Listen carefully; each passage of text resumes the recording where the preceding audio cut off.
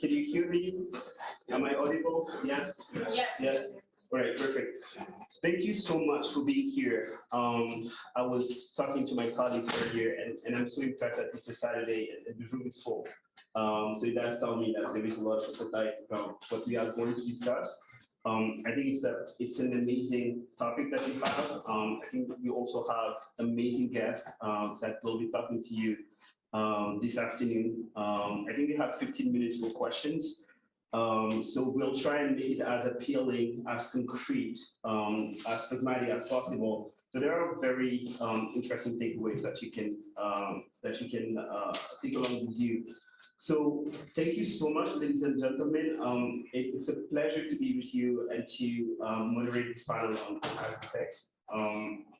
We want to talk about the current state, the future prospects and opportunities, as well as the potential and the very real challenges, quite frankly, in the agri-tech industry in Africa. We all know that Africa is a continent when it comes to agriculture that have 60% of the world's unexploited arable land. I'm sure you've heard that many times. And this implies that the agricultural potential is huge.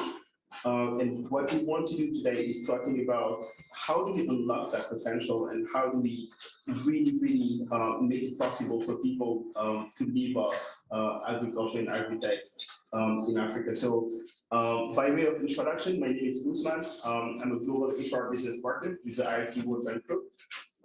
And I'm very excited to be here. And I'm joined in this panel by Katrina Schroeder, who's a senior agriculture economist with the World Bank Group, and by Femi, who's the founder and CEO of AgroMont. I have, sorry, is it AgroMont? Correct. I got it. Okay. Yeah. All right.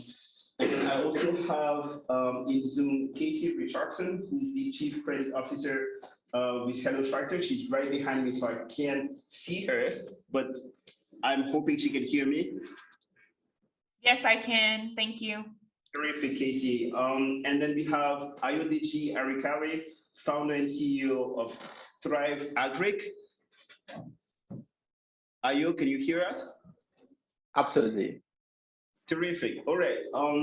So thank you all so much for being here. And actually, I have a couple of questions for all of you to get us kick started. So the first one is really for you, Ayo.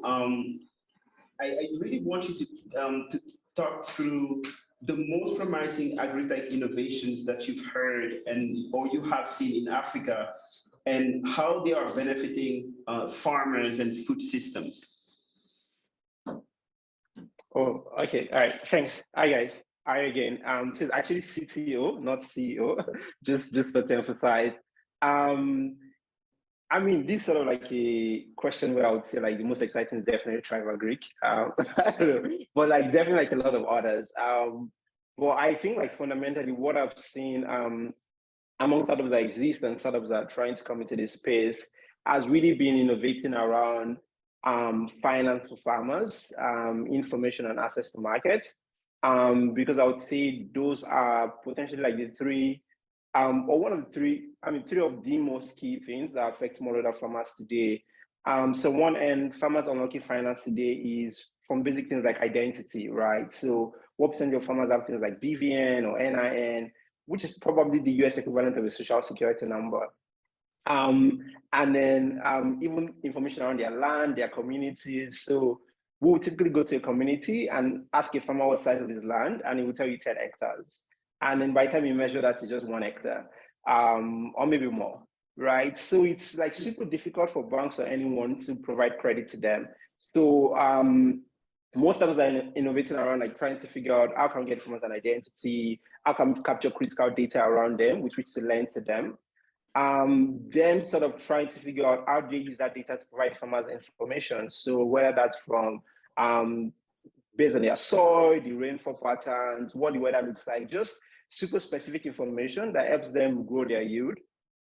And then I think lastly, just help them sell, which is how do we get them from, today I think there's about 40% post-harvest loss from farmers. and the remaining 60%, they have to sell through a chain of 6 middlemen. So almost no value coming back to the farmer. And I think like all startups are sort of like innovating in one of these areas in a sense, or potentially in addition to others. And at Thrive specifically, we sort of do that end to end. Yeah, that's like a short answer. No, thank you so much, Ayo. And I heard you say there is almost no value for farmers. And Katrina, I want to hear you from that perspective. When you think through the potential challenges that the farmers are facing in adopting new technologies, how do you think that they can overcome those challenges, and what are really the different stakeholders needs to come together and help address those potential challenges? Okay. Thank you so much. And first of all, thank you so much for having me here. It's an absolute pleasure. Indeed, it's Saturday and nice to see that we're also full of energy. In terms of the adoption of technologies by the smallholders, there is a couple of years ago, the World Bank, we wrote a report on digital transformation of the agri-food system. So we were looking at literature on adoption of technologies, and there's a vast literature on that, highlighting that some factors that affect adoption, they can range from age towards education, towards social interaction of the farmers, the farm, the size, and the characteristics of the farm. So there's quite a variety of factors. Another big one is how farmers perceive the riskiness of certain technology, whether they think that the outcome they receive after the investment would be worth it. And we're working closely with the AgriTech community in Kenya, for example, and we're thinking about developing an Africa Neighbor Fund, which I can touch on later. And for that, we did a diagnostic study trying to understand the constraints that AgTech faces to scale up their operations, but also the farmers of the adopted these technologies. And this perceiveness, how they perceive their riskiness, and it was one of the main factors. And it was actually the one that was affecting their decision to invest into something without fully realizing how this is going to play out. In terms of how to address this, so at the bank, we work more closely with the governments. We work with the slower part of the society, let me put it that way.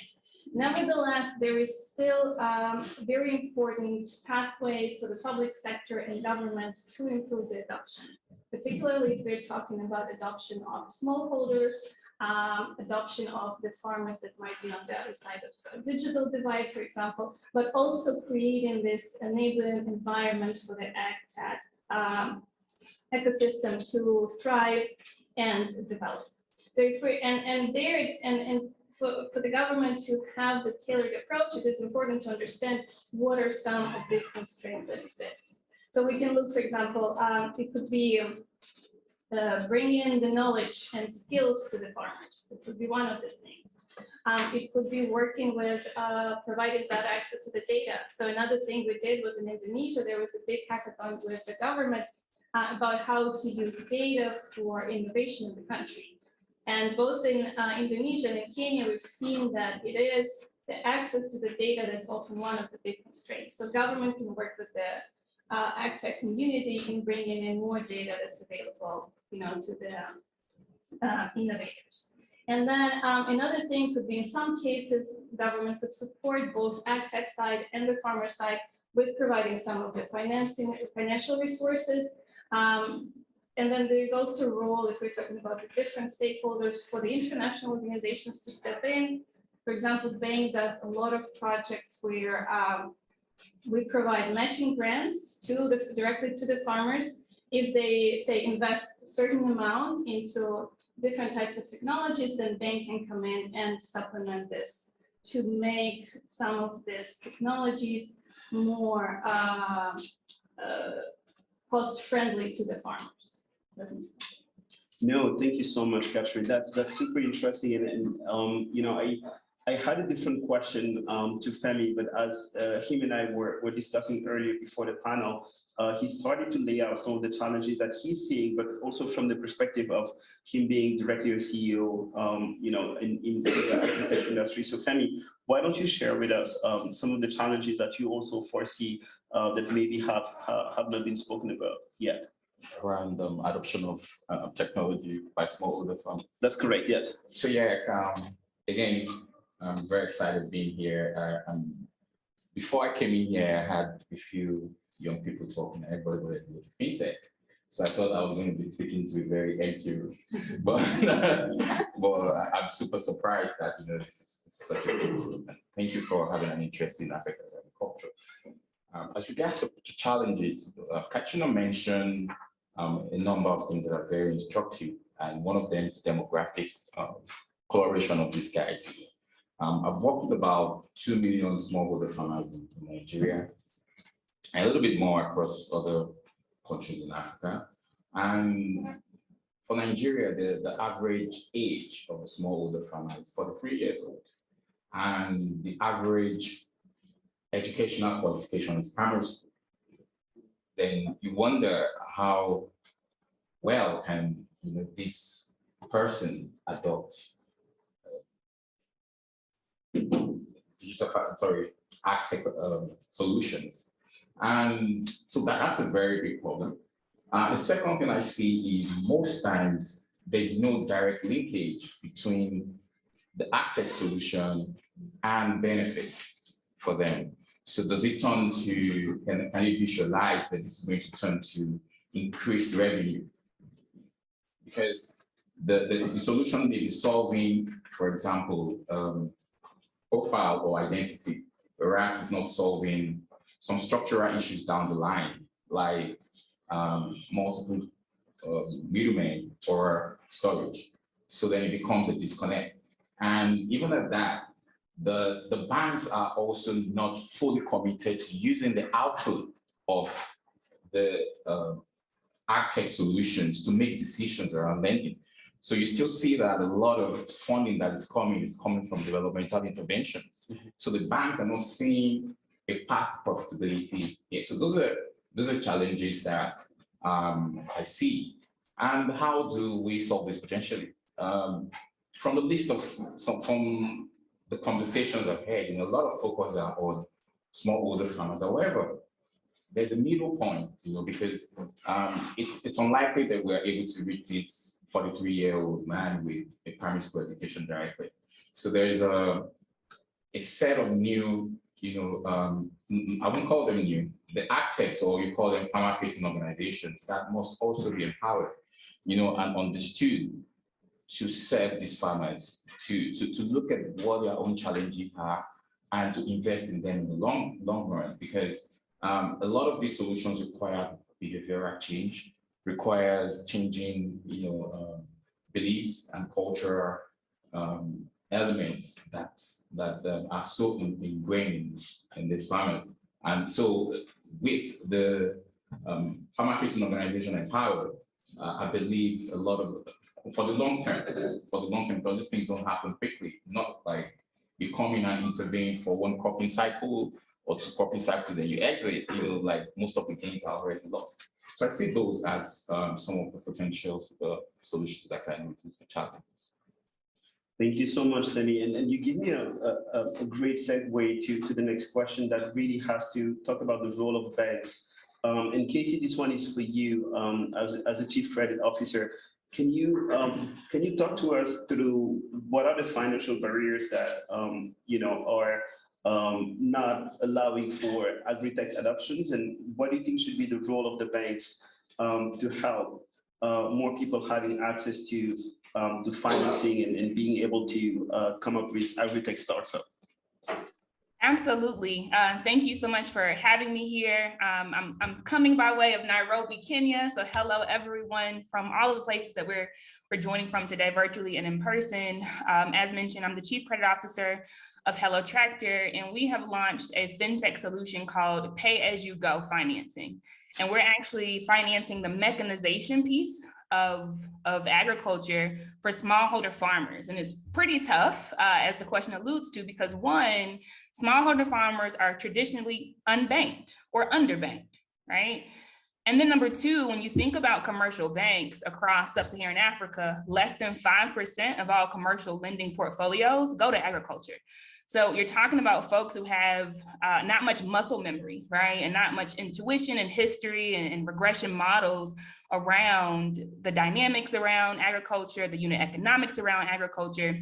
And so we have a task today, right, as we're trying to increase funding to AgTech to really convince both sides of the chain, right? I'd say on the bank side, one thing that's huge for banks to start doing is really partnering with catalytic philanthropic organizations, right? There are philanthropic organizations that exist who actually want to give money towards credit loss absorption, right? So that banks that are worried about folks who will default know that there is some backstop before it hits the banks themselves, right? To make them comfortable with the risk.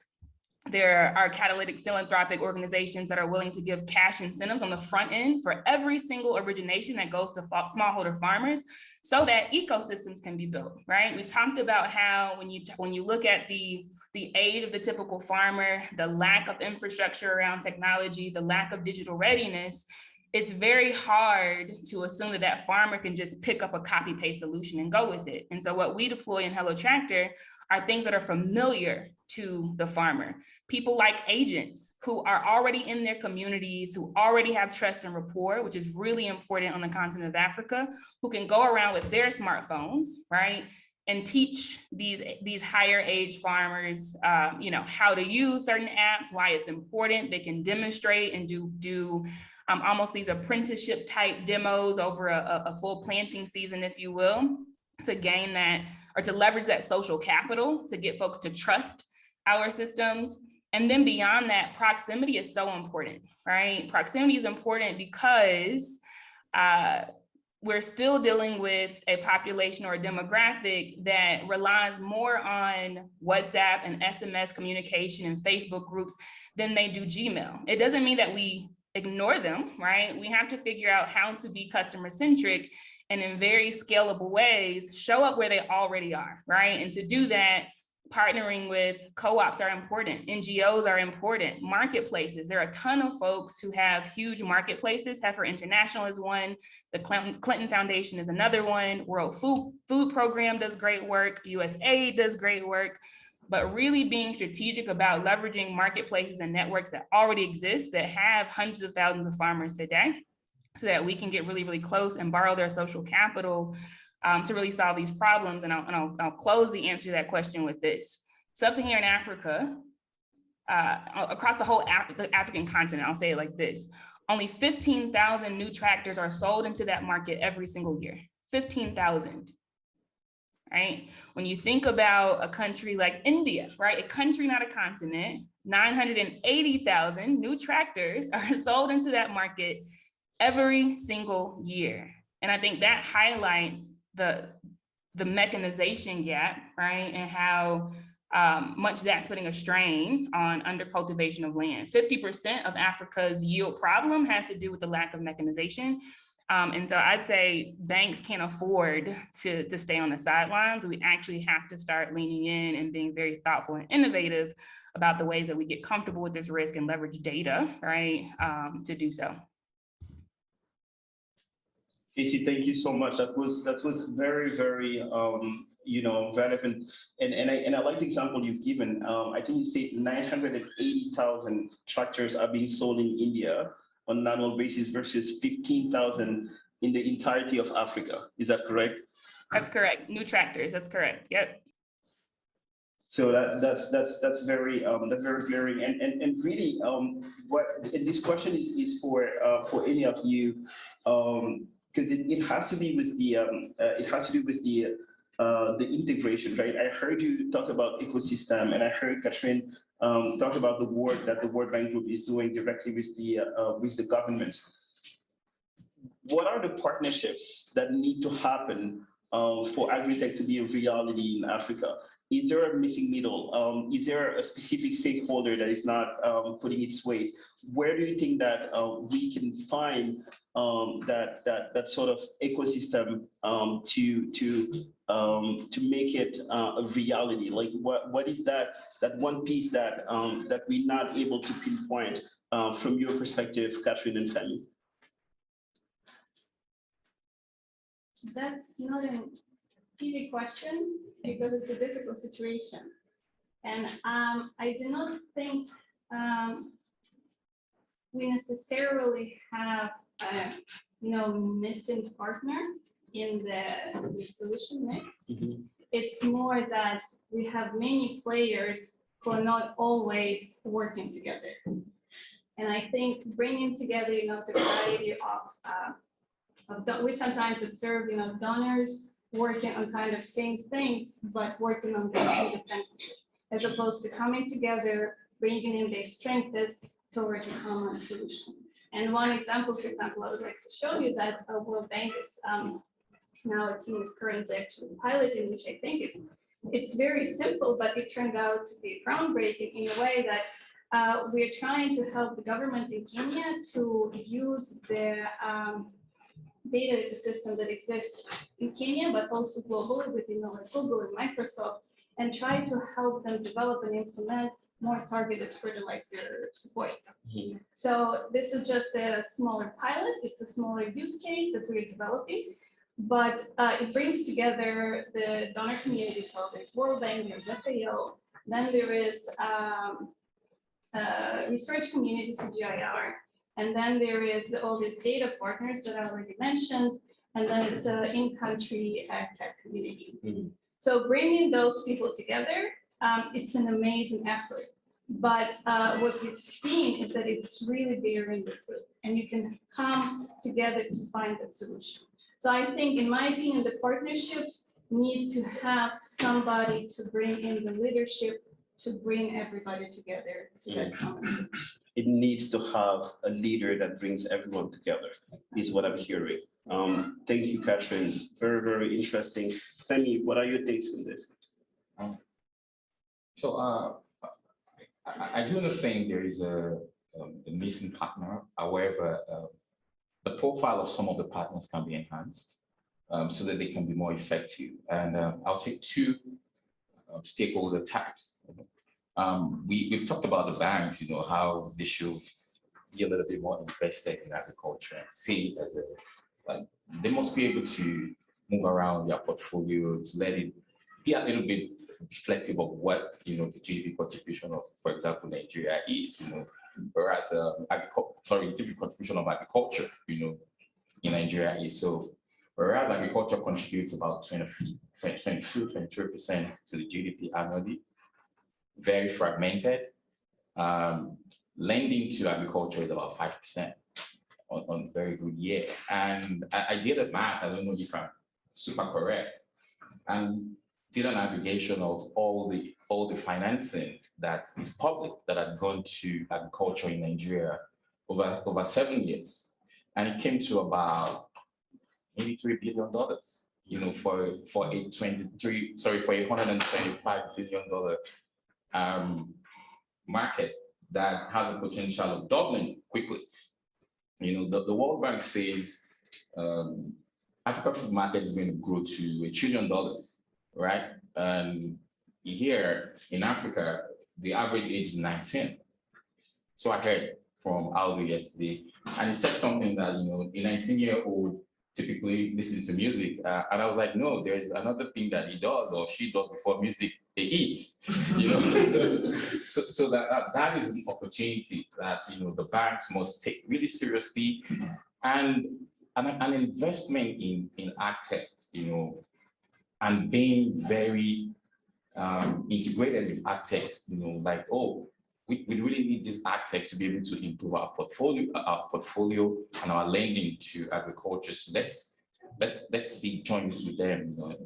It may make a lot of sense, so that we know that the wave about AgTech from a financial services point of view is really invested in. The second enhancement I would like to say is Whenever I look at, pictures of agriculture in Africa, it's like smallholder, very borderline. I don't know. I don't want to use words that are not proper. Like it kind of shows poverty. That has to change because agriculture is not meant to be ascribed to poverty. Right.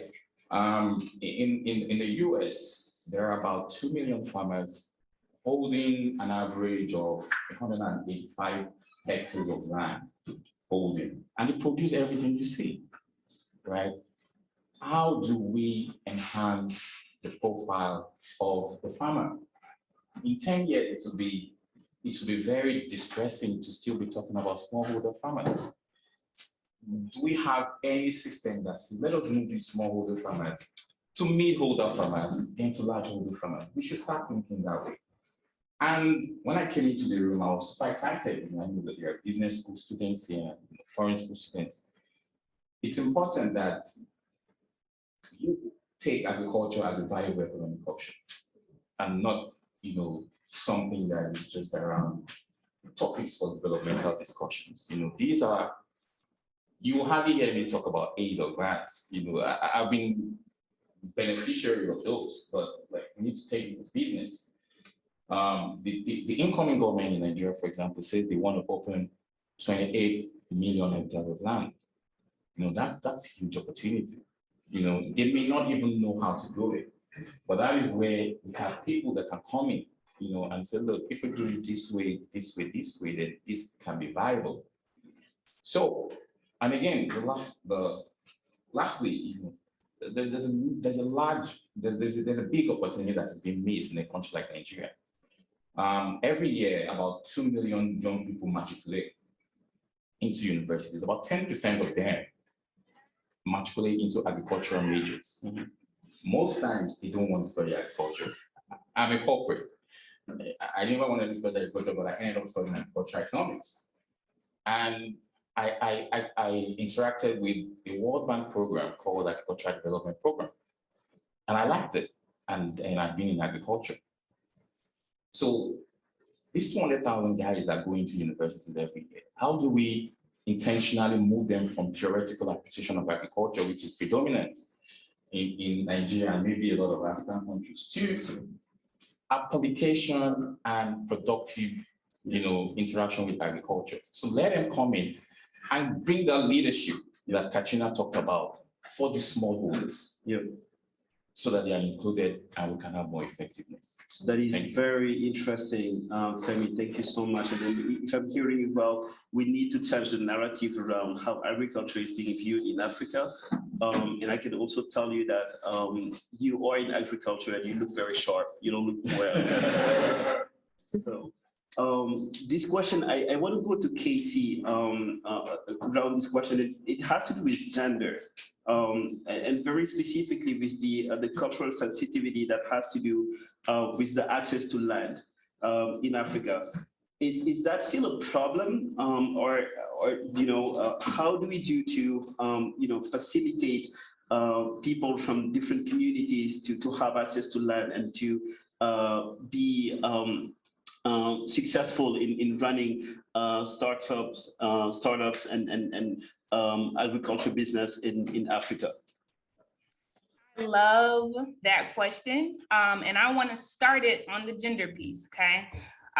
Agriculture, much like other sectors, right? Technology, banking, et cetera, it's a male-dominated field, right? And at the very least, even if the proportion of women that are players in this sector are growing, the front-facing views, the marketing, the leaders, the billboards, the ads, et cetera, right, are showing men.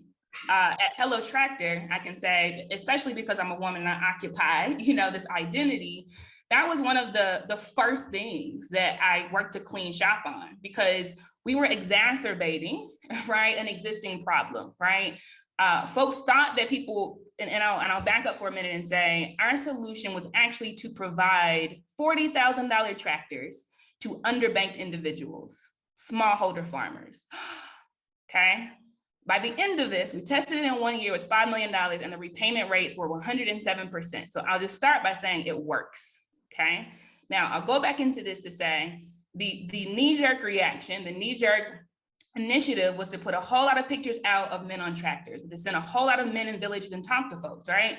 But when we take buses around Africa, when we do market development research, market research in general, in Tanzania, in Uganda, in Kenya, and Nigeria, most often we actually saw women in the fields. When we asked questions and needed answers to them, it was actually the women who had the answers because they were doing the work while a lot of men were talking about, you know, the high level orchestrating of the thing, right? Or the marketing of the thing, right? And so that is one of the first things that we were intentional about doing, right? And I'd say maybe a month in, we aggressively changed our approach to targeting women, to saying those words, women, in our ads. We sent women on radio stations. We sent women in the fields to do demos, et cetera.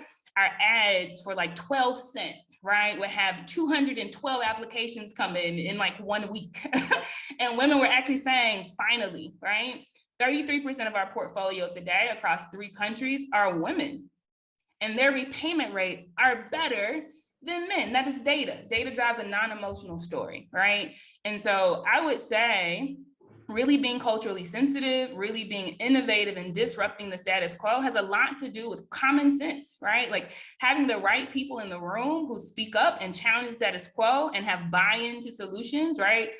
Quite frankly, a lot of companies have a tendency to bring farmers in or beneficiaries in at the tail end of the solution. And that's wrong, right? They should actually bring them in much earlier. We should have much tighter feedback loops to drive insights to action iteratively, right? Because evolutionary practices lead to revolutionary results, right? And so I think those are some of the things that companies can do a lot better job of. And I'll say 60 decibels, they're a research firm. I love them. They're a research firm that goes in and calls hundreds of thousands of smallholder farmers on behalf of companies so that they can actually aggregate data and really tell the companies whether the brands are aligned to what the people feel on the ground, right? Because if folks feel like your solution is too clunky, if they feel like the data connectivity is too inconsistent or non-reliable, et cetera, you don't even know how to tweak your systems, right? Maybe you need larger memory cards to still store data when the Wi-Fi goes away, right? Maybe you need to have agents go out and explain things 10 times, right? If that's what folks need, so that the adoption does pick up and there's actual capacity building at the smallholder farmer level. I think cultural sensitivity is so important because folks on the continent have been disenfranchised perpetually, right? For a very long time. And if we're going to put the agency and the ownership and the power and the voice back into the hands where they belong, it's going to take not just the farmer changing, right, which is important, but it will take our ideas, right, our listening, our agility changing as well. And that can be very simple. So the 107% repayment rate for underbanked folks was achieved because we said, okay, well, if you don't have savings, right, but we know that much like Uber, we can lease you a tractor and you can go and do jobs for 2 hours that would have taken people 30 days and 6 people to do on their own. We can literally follow your cash flow generation forecast. We have a booking app. We have the numbers of the farmers. We can call them and confirm that they own the land, that they have a willingness and ability to pay. We can look at the crop data. You get the plots of their boundaries, and we use satellite imagery to make sure it's arable land. We can do all of these things, right? And we can take those pre-bookings as a performance plan, right? And that is the way we're able to do this. We haven't changed their behaviors at all. We basically just said, we can literally guess your cash flow generation. We can guess the depreciation on these assets. And so you repay as you go. Per hectare, you pay us 18 bucks. You would have made per hectare more than that, 60 bucks, right? We know the unit economics, like banks need to know. We know how much fuel costs. We know how much operators cost, right? We know how much maintenance costs. We know you'll have margin after you pay us, and it's working very, very well. And because data drives a non-emotional story, we just got another $5 million from a commercial bank a few weeks ago, right? And so I'd say common sense, I'll say it again, right? Like really getting information from the people who are using it, allowing more people to speak up in a room, especially women, and then proving things through data. I think it just unlocks a whole lot of value and innovation. Casey, thank you so much. That was a very practical response, and there is so much takeaways from that, right? Doing things that make sense, being more inclusive, allowing everyone to have their voices heard, and I think that's super important in agriculture and in any business for that matter. Ayo, you've been very quiet, and in the spirit of inclusion, I want to get you the next question, and this one is from the panel. It has to do with the risk appetite. How do we change the risk appetite of commercial banks to catalyze more financing from your perspective? I think show them the money. So I think like in the bid to sort of raise grants and all of that, we sort of like painted agriculture as unprofitable and the smallholder farmers as unable to take on loans. And so they just like lack of interest. As Strive, we've deployed close to $200 million in commercial bank capital over like the last couple of years in agriculture. And we've done that by looking at the model and just showing the banks where the money is, right? We've convinced banks to look at, so typically you walk to a bank today and you would say, I want a loan, and they ask you for an asset, either that's a house or some sort of mortgage. But today we've convinced banks to look at things like maize sitting in a warehouse as collateral. So I think once you're able to show the banks the business, you can show that there's actually a use case, like agriculture is profitable. You're able to give them access to the data, they know what the farmers are, they know what the land looks like, they can tell how the production is growing, and then they will just keep reinvesting. And I'll give an example of a particular bank we work with started with us on, I think their very first funding was probably like, not sure, but probably somewhere like around $1 million or $2 million. And then last season, they deployed through us close to $70 million. And this is just like one commercial bank. So I think once you show them where the money is, they'll come in. Yeah, that's basically it. Thank you. Thank you so much for that contribution. Now, this question is really for any one of you in the panel that would like to chime in. And it has to do with data and analytics. And I heard you, Catherine, talk about it. It really is something that we are hearing more and more. How do we use effective data and analytics in different fields? Specific to agriculture and AgriTech, what are some of the challenges that you are aware of that are not enabling that data utilization, and what can we do, with that access to that data in Africa in order to push the agriculture industry forward? Yes, please. So we work a lot actually with data ecosystems. I would say that's probably even more focused on our side than maybe innovation side of AgTech. And the issue is that, and the reason for that is because often public data, the one that's accumulated, for example, at the government level, has the characteristics of the public good. So it is, so we work with the governments to make sure that the data is available for use and reuse. And we see a lot, and it's everywhere.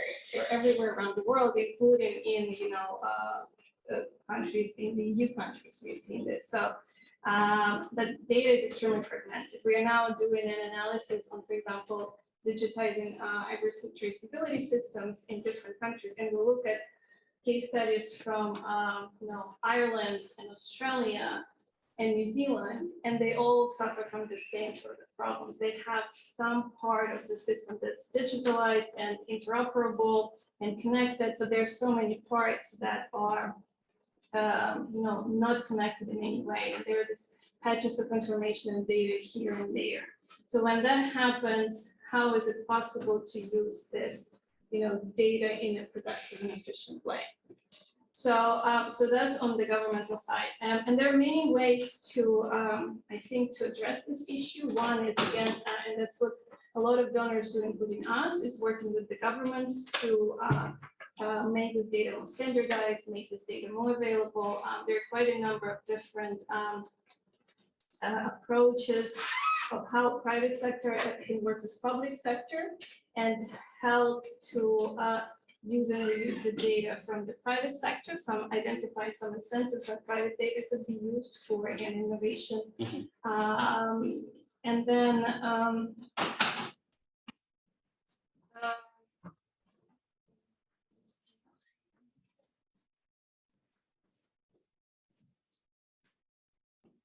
I lost my thought this year, but I think that and then so a big role, and I think the reason why it's also happening because there are many more questions posed than answered there are in terms of data privacy, data security, and that often has to be addressed at the public level, and farmers might be very much concerned about sharing the data with anybody because of this privacy and security issue. So I don't think there's quite an answer there yet, but I feel like the global community is working towards finding the solution to this, because at the end of the day, data is what fuels the digital transformation of the sector.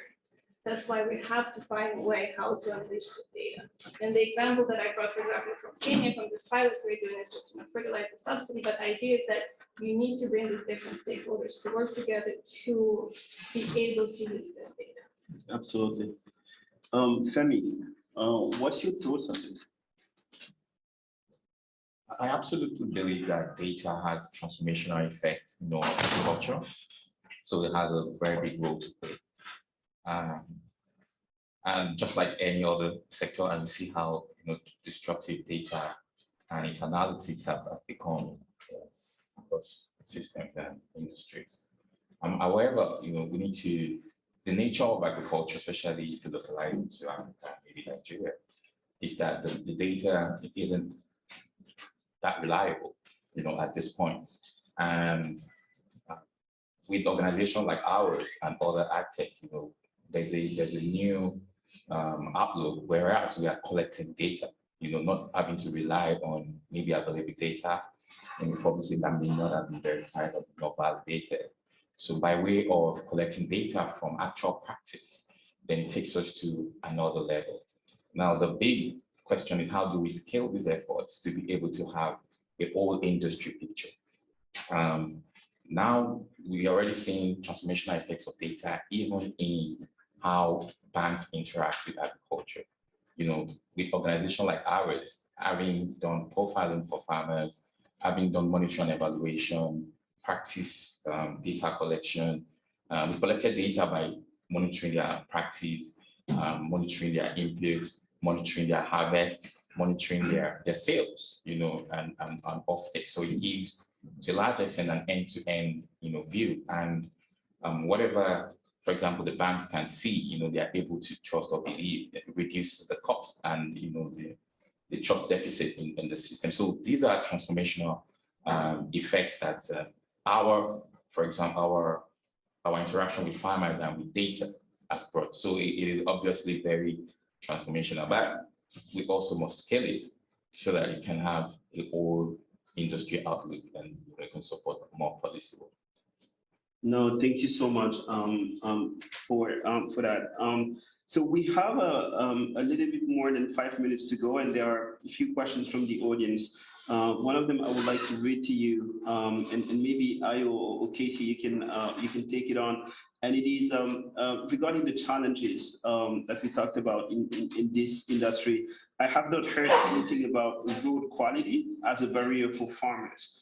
Can you comment on to what extent that roads are impediments to farmers? And I can just add that I was in Nairobi a little bit more than a month now.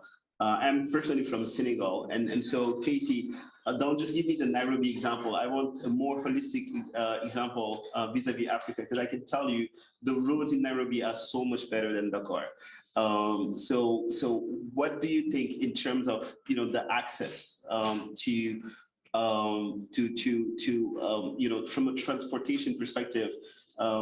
What needs to be done to facilitate farmers to have access to, you know, the fields in their lands? Yeah, that's a great question. Kudos to whoever asked that question, because I would actually say that's one thing that really hasn't been solved for today.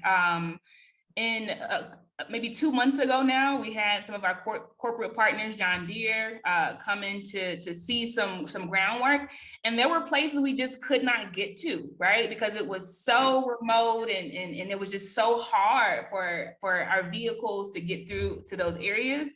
And there was not much we could do at that time. And we had a holistic conversation. USA was a part of that conversation as well, around just how hard logistically it is, right? To kind of be on the grounds and kind of see these things in action and get insight. And I can say we haven't to date on our side, outside of, you know, really sending lobbyists, you know, into government conversations and really working with partners who have the machinery, the equipment, et cetera, to get a few of us kind of closer to think on things. We haven't figured out how to solve that problem at scale, because it does take money. It does take influence. It's really trying to get governments to reprioritize a long laundry list, right, of things they need to get done.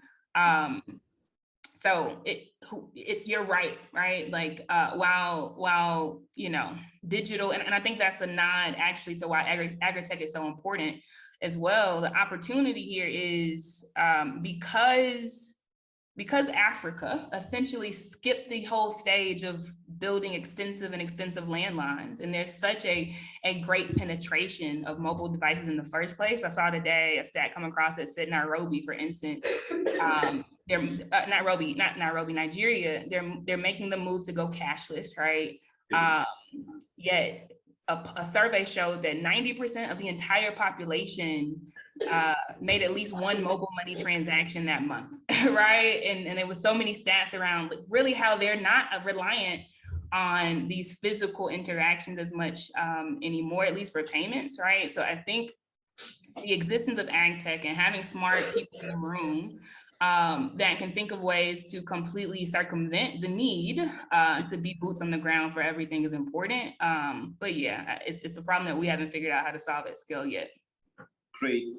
So we have 3 minutes to go, and I just want to give this opportunity to Catherine, Femi, and Ayo, just to close up this great discussion with closing remarks, and also in thinking that what are the question that or a specific thing that you wanted to mention that I didn't get to ask you in thinking about your closing statement. And Catherine, I'm not going to put you on the spot. I'll let Femi start first, and then maybe we can go to you and to Ayo.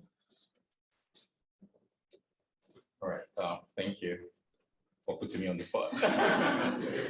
So I believe banks have to be more intentional in seeing agriculture as a viable industry where they can, you know, put more money in.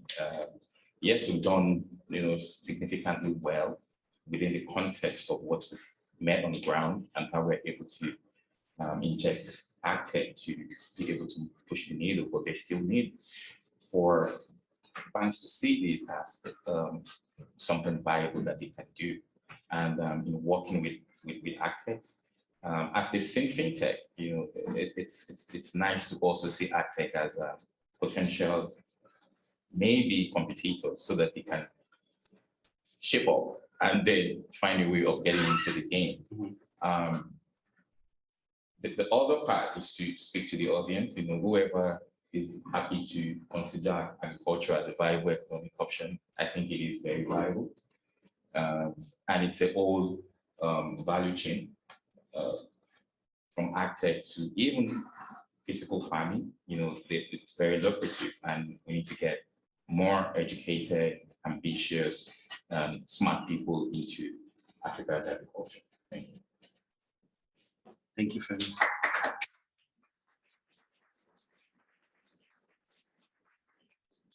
Maybe to build on that and the optimism around that, I think that future of AgTech is already happening in Africa and everywhere in the world. There was a study done that approximated that in 2014, there were about 200,000 data points created on an average farm. And by 2050, the expectation is going to be over 5 million data points on an average farm. And then this is just at the farm level. If you look at the entire value chain, this is a huge amount of data. So if we are able, to use the data, analyze it, and then channel it into something good, there is a huge potential. And also you mentioned that the average age in Nigeria is what, 19 years old? So the future is, right there. And even if the guys don't want to end up in agriculture, they will, and they'll bring their young energy. And with all the data and investment in AgTech, I think the outlook is pretty positive. And I think we can even circumvent in some way the lack of roads. We can use, drones for delivery or something like that. Who knows? Absolutely, and I like that optimism. Catherine, thank you. Ayo, you get the closing words in less than a minute. All right, yeah, I got the opening ones. So AgriTech is like super exciting. I would say there's lots and lots of opportunities. We have today full-time about 300 people that work at Thrive, and the average age is about 24, right? So like these young people coming in, and because the opportunity is like super, super massive. So yes, I know you get a lot of presentations where you see everyone is suffering in agri, but trust me, like people are balling. We are on set to build a unicorn on our end, and I think like many people on that ride with us. So yeah, come on board. Wonderful. So as you hear it from Ayo, you can be a big baller in the field of agriculture. Thank you all so much for being here and now for your time, and thank you to my esteemed panelists. Thank you.